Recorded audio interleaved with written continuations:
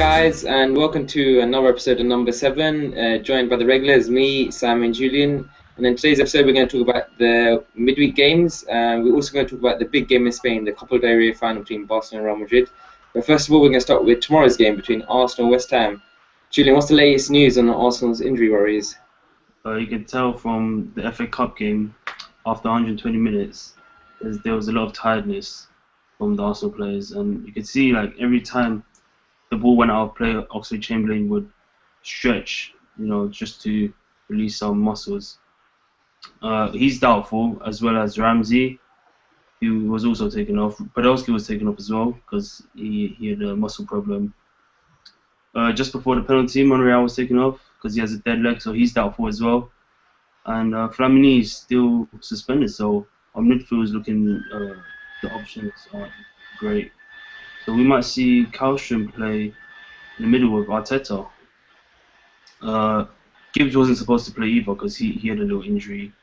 And with him and Monreal out, we might see Jenkinson come in right back and Sanya move into left back. What do you think Arsenal should do to win this game? Because, in my opinion, Arsenal struggled against Wigan. I know they create chances, but it wasn't a great team performance, and we scraped through to the final. So what do you think Arsenal need to do to win the game tomorrow? Yeah, it's like we're always going to have possession, so that's not a problem. We don't need to worry about that. It's just what we do with that possession.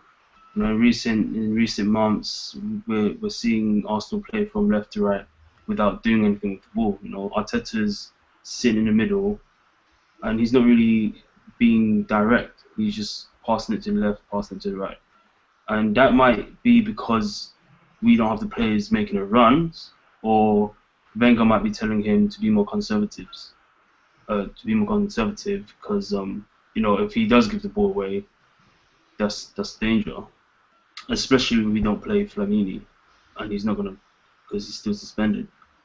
So what do you think about Wenger doing something different for once and maybe making a tactical change and not going with the same old story? Arsenal towards the end of the game against Wigan went to 4-4-2. What do you think of Wenger adopting that again against West Ham?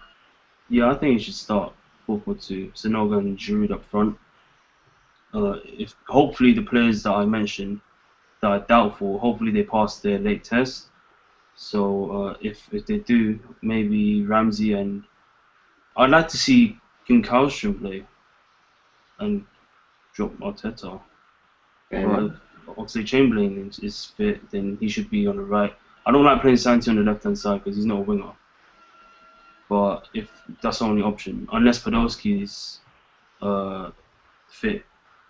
Yeah, I agree. So what about Arsenal's opponents, West Ham? They are missing some key players, I've heard, and they've got some injury worries as well. Yeah, Kevin Nolan, the captain, he's going to have a late test. And yeah, I mean, Allardyce, he said this, I think it was today, that they're still not safe. He doesn't think they're safe.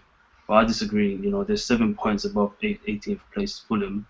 They've got 37 points. He set them a target for 40 points. That's only 3 away. So hopefully they don't get a win tomorrow. But if they do, they'll be. According to him, he'll be safe. Do you think that your defence will be able to handle Andy Carroll's aerial presence? I mean, he has a good link up with Nolan. So if Nolan's out, they still got players like Jarvis who can cross in a good ball. But the main link up is Carroll and Nolan. But do you think they'll be able to get in front of him and stop him headering the ball? Because I know Koscielny is sort of your best. His jump is the best out of your centre backs. Yeah. And I know that Mertesacker is quite good aerially as well. But Carroll's probably on another level. Is probably the best asset of his game. Do you think you'll be able to stop him or sort of limit him to maybe a few chances tomorrow night? Yeah, I think that Sanya and whoever plays left back is more than capable of stopping the crosses. Because Carroll's hold-up play is good, but apart from that and his aerial ability, if we're going to stop the crosses, he's not going to be able to do anything in the game. So hopefully we'll stop the crosses and we'll limit him to chances. Fair enough. And I think we'll move on to Arsenal's rivals at the moment in the Premier League, and that is Everton, who have currently placed fourth place after they win in the weekend, and they're playing Crystal Palace on Wednesday actually. There's no fresh injury news. They all have the same 11 they had in the weekend. Jagielka's still out for Everton, but all I can see is never to win. Everton have got too much class for them. I think Crystal Palace and Tony Pulis has done a great job since coming in. He stabilised the team, put some belief and motivate the players, play better, and they start to be able to keep clean sheets and stuff like that. I think they'll give a good account of themselves, but I just see Everton's players being too overpowered and too strong for them, especially Lukaku, who me and Julian have seen firsthand can destroy defence. I think will cause Crystal Palace loads of problems. And especially, so with that, that means Arsenal will need to win their game. But there's another game on Wednesday, and that's to do with the title race, and that's Man City vs Sunderland. We'll go to Sam with details of what's Man City's rated progress after the Liverpool game. Well, they are fresh from defeat at Anfield, probably title-damaging defeat. They come out of that match with a Yaya Toure injury, which Pellegrini said in his post-match press conference that it could be a season-ending injury, which is quite worrying for Man City. They're still having the Stasic out as well, so you probably could see Kompany definitely playing, and Di Michaelis maybe, if he can manage 2 games in a couple of days. Sort of replacing Yaya Toure is quite difficult. I would expect Milner to come in and step up to the plate, as you know, you can't deny that he never has really done. On the weekend, he come on and made a difference. Really, his energy and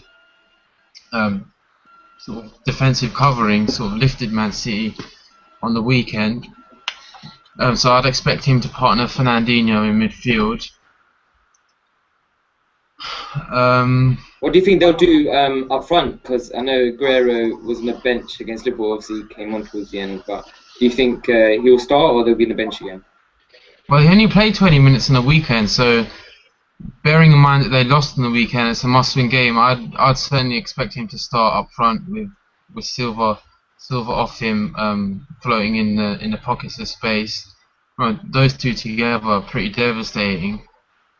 And it's at home as well, so I can't really see them being under too much pressure defensively. And I know a couple of seasons ago Sunderland did get a 3-3 draw there, and I think Man City scored in the last sort of 30 seconds or so to salvage a point there. But I can't really see Sunderland offering that much. They've got a few injuries themselves. I mean, they lost a defender on the weekend, Phil Barsley, who's a key member of their back four. And they've also got Altidore and Stephen Fletcher out for the rest of the season. So up front, they haven't really got many options apart from Connor Wickham, who is still quite a raw talent, and maybe expecting him to hold up the ball against Kompany maybe could be a bit too much for him. Yeah, I agree. What do you think of Sunderland in the whole season? Because since his son had Poyet as a new manager, do you think he's made a difference or not? It made a difference in the FA Cup run, really. That's really about it. I mean, in 2014, we're in April now, they played 13 games and they lost 8 of them, only picking up 11 out of 39 points. And in my opinion, that's relegation form, and I think it's too late now for them. Nothing can save them. I think they're relegated. I think, to be honest, Sam, I think you've spoken quite well about a team that is your rivals, Man City. And I want to ask you a question. What do you think of Man City as a whole this season? Have you been impressed? Has Pellegrini taken them to the next level that the owners wanted him to do? Or is it just the same as Man City you see last season, but just with a different manager? Well, results, I'd say same old. But their style of play has been, I'd say it's probably better than Mancini's. Like, they score a lot more goals. However, I thought on the weekend Pellegrini he was a bit ignorant. Like, watch when Jose Mourinho goes to Anfield. He's going to crowd up. He's going to crowd up the midfield. He's going to park the bus for half an hour or so. I can see them keeping a clean sheet, easy 0-0 after half an hour. Pellegrini, I bet he told his players, go out there, attack them and score first, and look what happened. They were 2-0 down what was it, 37 minutes or something. Yeah.